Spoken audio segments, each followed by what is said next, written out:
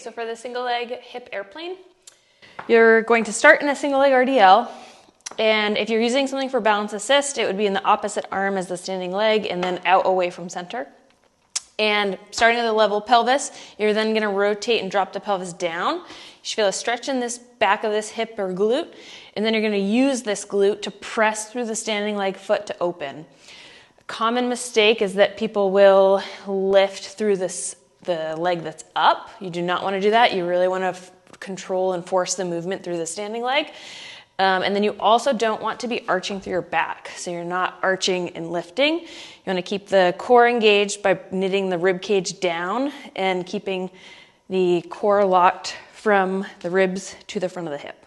So everything's moving as a unit.